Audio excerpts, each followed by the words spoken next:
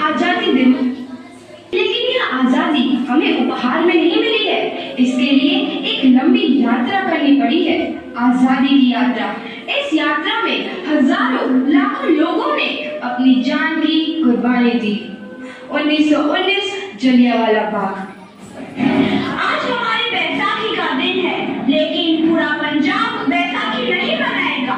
हम सब बैसाखी नहीं मनाएंगे।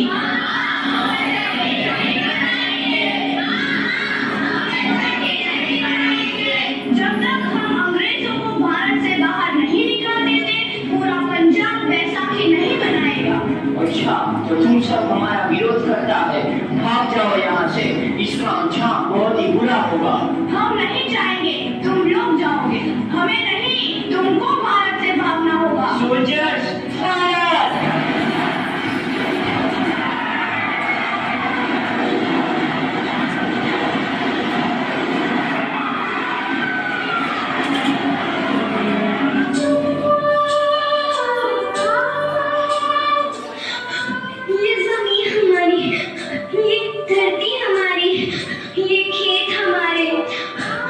थोड़ी देर पहले हमारी ये फसलें लहरा रही थी, पर इन अंग्रेजों ने हमारी फसलें बर्बाद कर दी। इन अंग्रेजों ने एक ही झटके में इन सब फसलों को काट दिया। अंग्रेजों, तुम्हारे इस अत्याचार से हम डरेंगे नहीं, इस अत्याचार का बदला लेकर रहेंगे। हम आजादी लेकर रहेंगे। जलियांवाला बाग हर हिंदुस्तानी की आंख नम कर गया। इस कांड में कितने मासूमों की आहुति चढ़ गई, इतनी हैवानियत से इंसानियत कत्ल कर दी गई। जलियांवाला बाग के हत्याकांड ने आजादी की आग में घी देने का काम किया। मासूम औरतों, बच्चों की दर्द भरी चीखें और सिसकियां इनकलाब का गूंज बनकर उभरी। लाला लाजपत राय, भगत सिंह, राजगुरु, सुखदेव सरीखे क्रांतिकारियों ने भारत की इस जमीन से विदेशी दरिंदों को निकाल फेंकने के मंसूबे मजबूत कर लिए।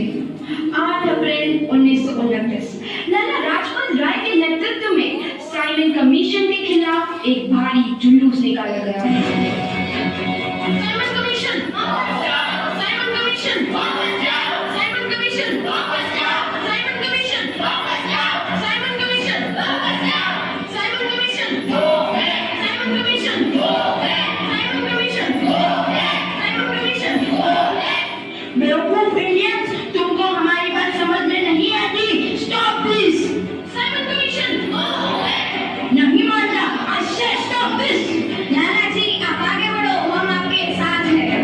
लाला जी, संघर्ष करो, हम आपके साथ हैं। लाला जी, संघर्ष करो, हम आपके साथ हैं। लाठी चार्ज करो!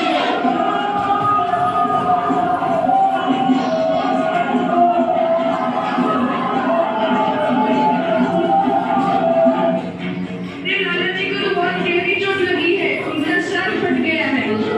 मेरे शरीर में लगी एक एक लाठी अंग्रेजी सरकार के कफन लकीर का काम करेगी। ये आजादी की लड़ाई रुकनी नहीं चाहिए। ये जिम्मेदारी मैं तुम सबको सौंप कर जा रहा हूँ।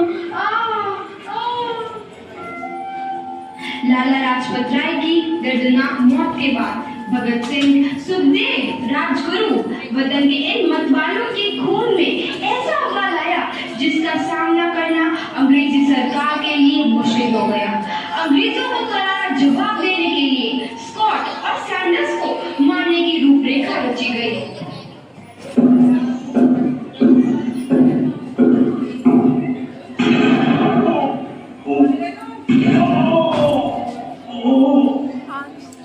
सैंडर्स मारा गया।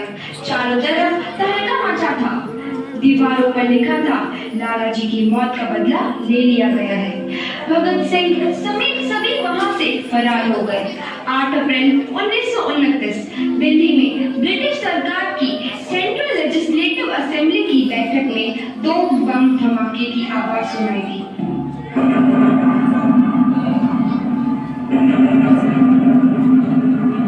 इन धमाकों ने अंग्रेजी हुकूमत को हिला कर रख दिया। इस घटना को अंजाम देने वाले भगत सिंह जारी कर दिया। 1930 को अदालत ने अपना फैसला सुनाया। मुलजिम भगत सिंह, मुलजिम राजगुरु, मुलजिम सुखदेव को दफा 121 और दफा 302 के तहत ये अदालत तीनों को मुलजिम करार देती है और इस गुस्ताखी के लिए ये अदालत इन तीनों को सजाए मौत की सजा सुनाती है।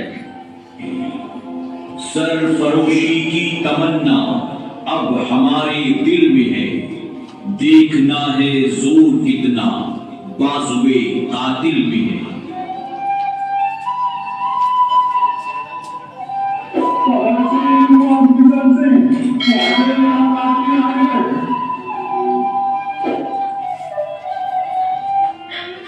पुत्र की हाय तेरा, मैं चंगा हूँ माँ, फिक्र करने की कोई गल नहीं।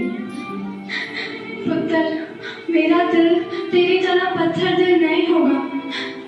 तेरी ये गला सुन के मेरा कलेजा फटे जा रहा है। माँ, मेरा दिल कोई पत्थर जैसा नहीं है, एक वतन परस्त का दिल है जो मेरे देश प्रेम के जज्बे को ताकत देता है। बेटा, मेरा लाल। माँ, आज मेरी तपस्या पूरी होने जा रही है। जे तू रोई तो मैंने तकलीफ हुई या सोच, तेरा पुत्र आज शादी करने वास्ते जा रहा है। फर्क केवल इतना है, वो घोड़ी पर नहीं फांसी पर चढ़ने वास्ते जा रहा है। आज तू क्रांतिकारी की माँ है, कल तू एक शहीद की माँ होगी। माँ। पुत्र भगत, तू इतनी छोटी उम्र में हम सबको छोड़ के चला जाएगा। तूने जिंदगी में देखा ही क्या है पुत्र? मैंने अपनी माँ देखी है, जिसने मुझे एक ही बात बताई है कि बेटे, अपने देश के लिए एक बार मरना 100 बार जन्म लेने के बराबर होता है। अच्छा माँ, अब आशीर्वाद दे, आखिरी बार विदाई लेने का समय आ गया है। भगत, मेरे लाल।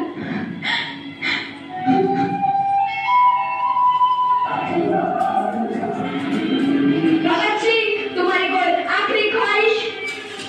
हमारे हाथ खोल दिए जाए। हम तीनों दोस्त एक दूसरे से गले मिलना चाहते हैं, उनके हाथ खोल दिए जाए।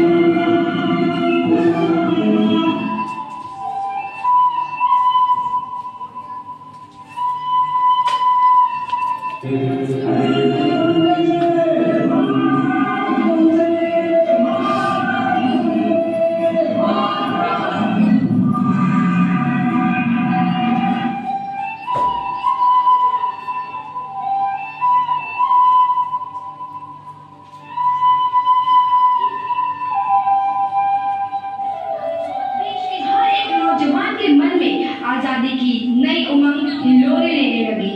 अंग्रेजों भारत छोड़ो का नारा जोर पकड़ रहा था। सबने एक आजाद भारत का सपना देखना आरंभ कर दिया था। हर कोई अपने अपने ढंग से इस महायज्ञ में अपनी आहुति दे रहा था। सुभाष चंद्र बोस, रानी लक्ष्मीबाई, तात्या टोपे और मंगल पांडे जैसे शहीदों की कुर्बानी रंग लाई। 15 अगस्त 1947 को भारत आजाद हुआ।